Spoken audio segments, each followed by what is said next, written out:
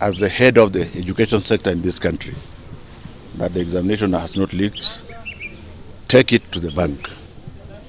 Those who have chosen to play hanky-panky business, and we catch them, don't support them, because it is by choice, isn't it?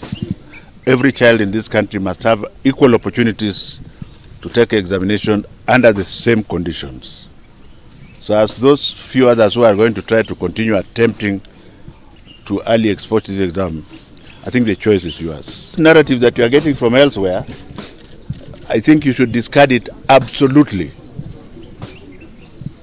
Exams get exposed when we give them to the head teachers who connive with policemen so that they can take photographs and post.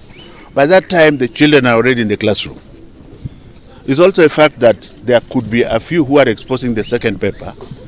If you expose the second paper, say, about an hour before time, and the children are already in the classroom, they finish and come out, they have half an hour.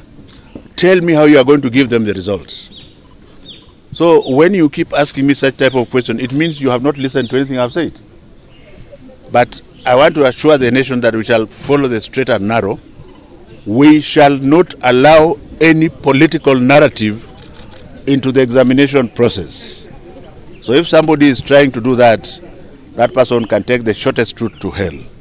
Having said so, we have now come to a very painful conclusion that we do not need cell phones in examination centers, except 2 cell phones for emergency purposes.